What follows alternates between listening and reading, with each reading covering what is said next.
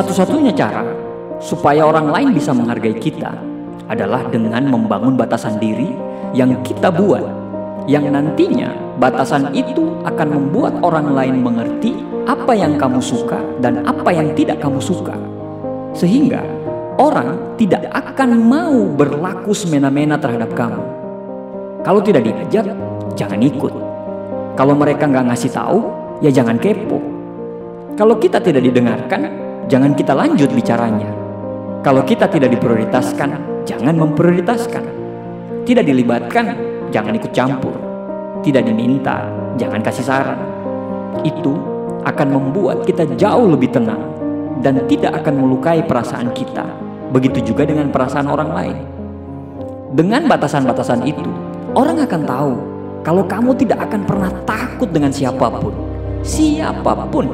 Siapapun orang-orang yang tidak menghargai batasan yang kamu buat. Berarti dengan menetapkan batasan ini, kita akan kehilangan banyak orang loh. Iya, bener banget. Kita akan kehilangan banyak orang yang tidak sesuai dengan apa yang kita inginkan. Tapi poinnya adalah kita akan kehilangan orang-orang yang tidak menghargai batasan kita. Dan berita baiknya adalah benar, teman kita itu akan sedikit. Tapi teman kita yang sedikit itu adalah orang-orang yang benar-benar menghargai batasan yang kita buat. Kenapa kita harus takut kehilangan orang? Apalagi orang-orang yang tidak menghargai batasan kita. Yang saya pelajari, makin dewasa kita, bukankah memang circle pertemanan kita itu makin kecil ya? Artinya tetap lambat laun akan mengecil pertemanannya, dan memang seperti itulah dunia bekerja. Dengan membuat batasan-batasan dalam pergaulan kita, semesta dengan sendirinya akan menfilter mana teman yang cocok dan mana teman yang gak cocok untuk kita. Mana teman yang punya value bagi kita dan mana teman yang sama sekali tidak memiliki value untuk kita.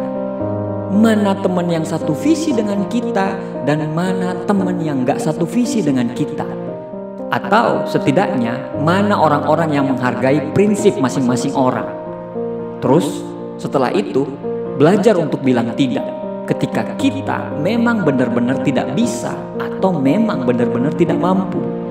Ini terdengar simpel, tapi percaya deh, orang-orang yang terbiasa hidup dengan harus menyenangkan orang lain, terbiasa harus diterima, itu susah banget. Percaya sama saya, ketika kamu berhenti untuk hidup untuk menyenangkan semua orang dan kamu terbiasa untuk bilang tidak untuk sesuatu yang tidak ingin kamu lakukan, maka nantinya kamu akan sadar bahwa kamu bisa kok menjadi orang baik tanpa harus mengiyakan semua permintaan orang. Nah, bagaimana kita bisa membangun rasa percaya diri kita untuk membangun batasan dan percaya diri kita untuk tidak mengiyakan semua permintaan orang tanpa takut kehilangan orang lain? Kuncinya, kita harus punya self-respect, rasa hormat kepada diri sendiri, rasa menghargai diri sendiri.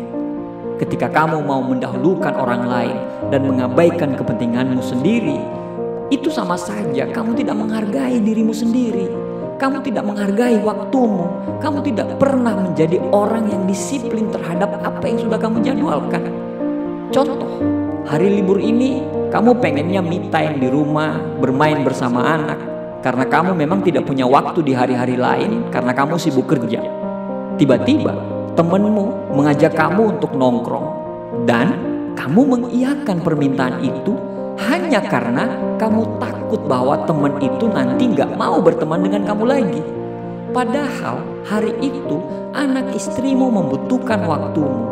Tapi karena kamu tidak bisa menolak ajakan mereka, akhirnya anak dan istrimu menjadi terabaikan. Seolah-olah mereka bisa membayar semua waktumu. Kunci kedua untuk membangun rasa percaya diri atau self-respect kita, supaya kita gak takut kehilangan orang lain, adalah belajar untuk bisa sendiri dalam semua hal. Belajar untuk kemana-mana sendiri, karena be okay with being alone. Belajarlah untuk melakukan semua hal sendiri tanpa harus bergantung pada orang lain. Sendiri itu beda dengan kesepian loh ya. Kita bisa berteman dengan diri kita sendiri, kita bisa mengandalkan diri kita sendiri, kita bisa nyaman dengan diri kita sendiri.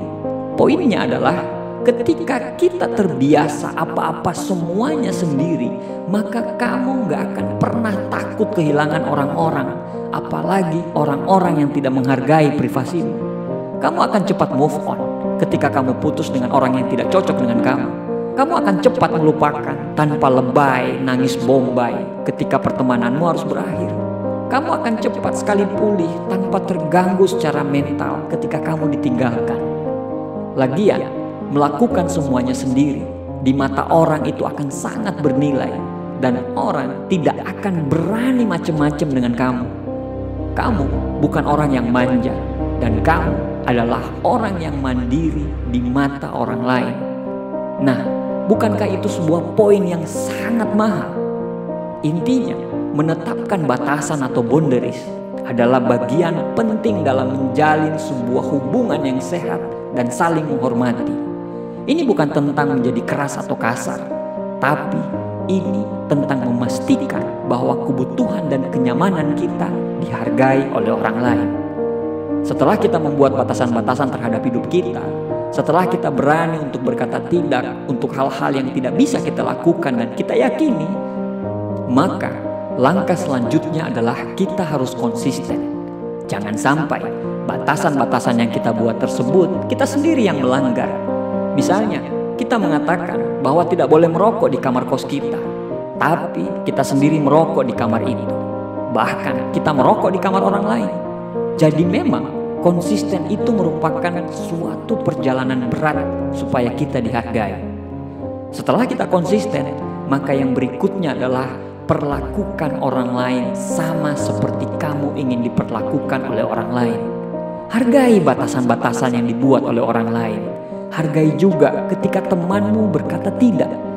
Jangan hanya mau dimengerti, tapi kamu tidak mau mengerti orang lain. Dan yang terakhir, jangan terlalu saklek atau jangan terlalu keras. Terbukalah dengan saran, kritik, dan bukalah ruang diskusi. Insya Allah kita akan menjadi pribadi yang bukan cuma dihargai, tapi kita akan dihormati, disegani, bahkan kita akan dicintai. Kita adalah apa yang kita pikirkan. Kita adalah apa yang kita lakukan terhadap orang lain. Dan kita adalah bagaimana cara kita memperlakukan diri kita sendiri. High value come from the high attitude. Demikian, semoga bermanfaat.